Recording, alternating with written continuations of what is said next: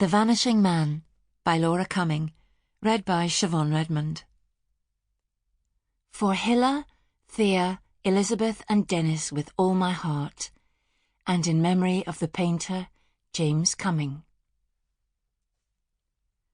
Chapter 1. A Discovery. My father died quite suddenly when I was in my late 20s. He was a painter. The fatal illness attacked his brain, then his eyes.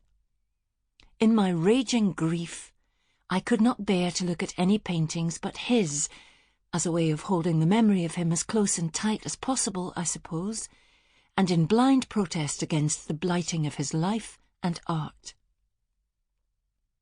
Several months passed. I went to Madrid in a bitter midwinter, a city chosen because neither he nor I had ever been there, and I couldn't speak the language. There would be no old associations and no new conversations. Time could stand still while I thought about nothing and no one but him. Every day I would leave my hotel room and walk round and round the streets, spiralling out to the freezing suburbs and the snow-capped hills beyond. I did not know what else to do. But Madrid is not large. I would pass the Prado Museum time and again, sometimes twice in one day, steeling myself not to go in. Eventually the effort to avoid the place became a distraction in itself, and it was there, in that crowded city within a city, that I had the luckiest of strikes. On a hunt for El Greco, one of my father's favourite painters, I was passing the opening to a large gallery when a strange frisson of light caught the edge of my eye. As I turned to look, all the people standing at the other end of the gallery suddenly moved aside as one, clearing an open view to the source of that light, Velázquez's monumental Las Meninas. I had no thought of it, no idea it would be there, or how vast it would be, an image the size of life, and fully as profound. The living people revealed the painted people behind them like actors in the same performance, and flashing up before me was the mirror-bright vision of a little princess, her young maidservants and the artist himself, all gathered in a pool of sunlight at the bottom of a great volume of shadow, an impending darkness that instantly sets the tenor of the scene. The moment you set eyes on them, you know that these beautiful children will die, that they are already dead and gone, and yet they live in the here and now of this moment, brief and bright as fireflies beneath the sepulchral gloom.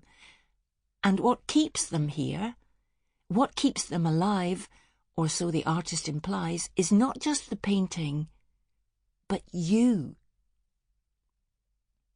You are here. You have appeared.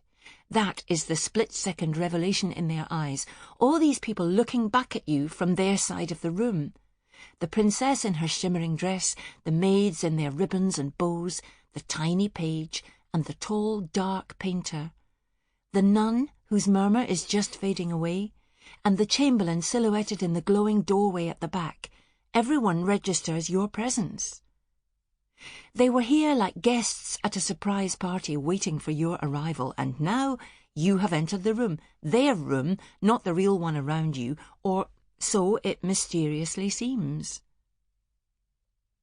The whole scene twinkles with expectation. That is the first sensation on the threshold of that gallery in the Prado where Las Meninas hangs, that you have walked into their world and become suddenly as present to them as they are to you.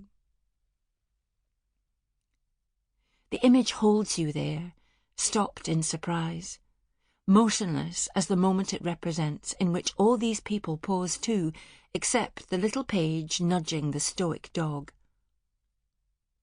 Everything is still, except for the circumambient air and the light fluttering across the white blonde hair of the princess, who stares at you with the candid curiosity of a child, at the centre of a painting that is itself so completely attentive. The dwarf gives you her frank consideration. Sample complete. Ready to continue?